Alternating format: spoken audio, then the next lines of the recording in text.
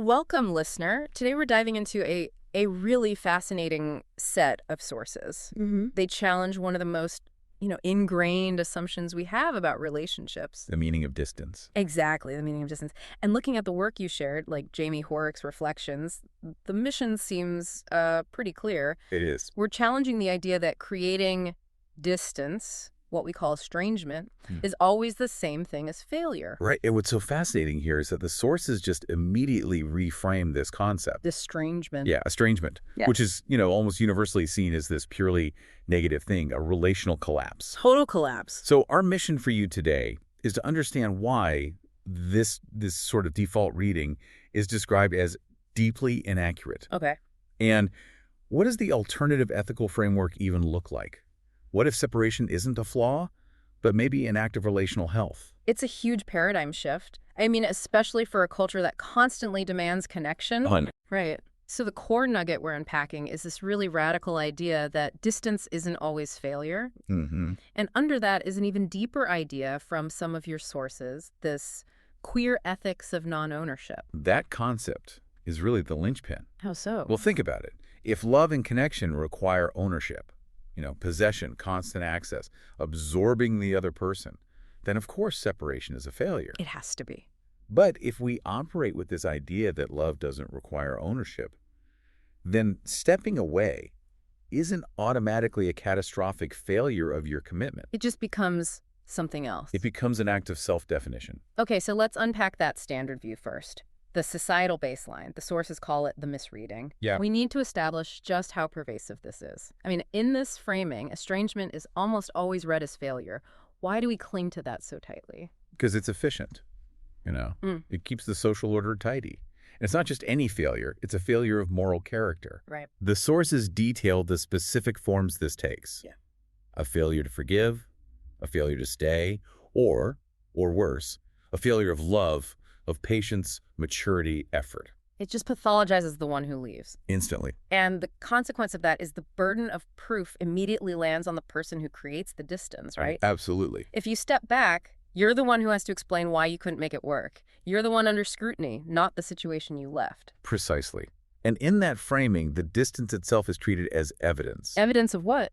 Evidence of bitterness, of avoidance, some kind of emotional deficit. Ah. The sources are really careful to describe this reading as tidy.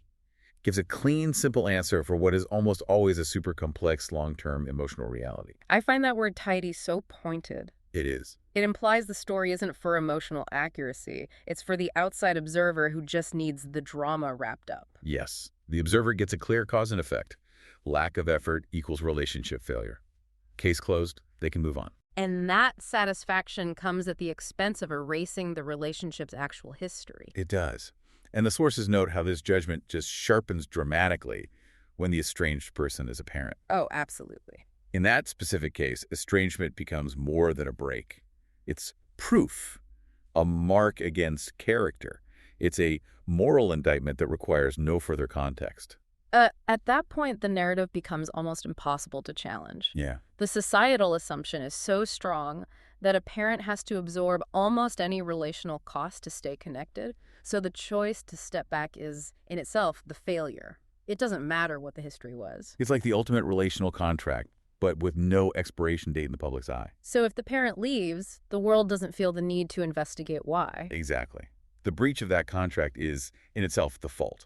It just relieves everyone of having to deal with complexity. If it's just a failure of effort on one side, the public case is closed. Okay, but that brings up a huge question. We've said the tidy reading is simple, it's satisfying, but is it accurate? No. And this is where it gets really interesting.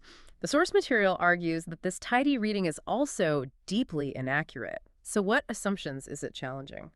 It challenges two major ones. First, the assumption of dramatic suddenness. Okay. The tidy story needs the rupture to be sudden, chosen, dramatic. Yeah. It wants separation to be a singular act, a lightning strike moment where everything failed. Which is almost never how it happens in real life. Never. I mean, we know these final breaks are usually the end of years of tiny erosions and ignored limits, not some decision made on a Tuesday.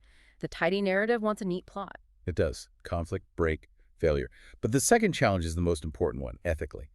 And it's about effort. Okay. The common reading just assumes that relationships fail because someone Did not try hard enough, bend far enough, absorb enough. So it frames failure purely as a lack of effort, or really a lack of self-sacrifice. Exactly. This idea that love and health mean limitless bending, that you must always prioritize the relationship's continuity over your own sustainability.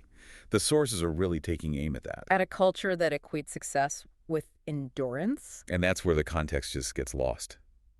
The tidy reading completely ignores the reality of relational decay. It fails to account for rupture as a slow accumulation. Not a singular act. Right. It forces this complex reality into a very narrow moral box. Either you endured successfully or you failed to try hard enough. Let me just push on that a little. If we accept the slow accumulation idea, how do the sources separate that from just avoiding necessary conflict? That's a great question. I mean, doesn't the tidy reading in its own clumsy way at least push people to face things? It's a crucial distinction. The tidy reading demands you stay and keep trying until some, externally verifiable drama happens, a fight you can point to. The alternative reading says the rupture's been happening internally, quietly, for a long time. The failure wasn't the final separation. The failure was the decades-long process that made one person constantly override themselves. So the break isn't the failure, it's a recognition of a limit that was already there. Yes. It's like finally admitting the bridge's integrity was compromised 20 years ago, and today is the day you have to stop driving over it. That's a perfect analogy. And that recognition is the key to this whole alternative ethical framework. The break is an acknowledgement of reality, not the creation of destruction. Which leads us right into the core of it. If estrangement isn't always this dramatic failure of effort, then what is it? Well, according to these sources, Especially with these frameworks of queer ethics and pressing pause. the alternative definition is powerful. Estrangement is not always a break. Sometimes it is the final articulation of a boundary. From an act of abandonment to an act of definition. Exactly. Defining yourself and your limits within a relationship. That reframing, it shifts the whole moral weight. It's not about blame anymore, it's about necessity. But how does this boundary even form? The sources suggest it's quiet and deep. It happens mostly outside of conscious thought for a long, long time. How so? They describe it as a line the body has been drawing long before language caught up, and that it has been forming quietly for decades. That connects right away to those other concepts you mentioned, like autistic estrangement and metristic ethics. For our listener, can you just clarify how those ideas feed into this? Sure. So when the sources talk about metristic ethics, it's often about care and necessity. What's required to sustain life, including your own. Not just some abstract rule. Right. And autistic estrangement highlights the experience where limits are often felt physically first.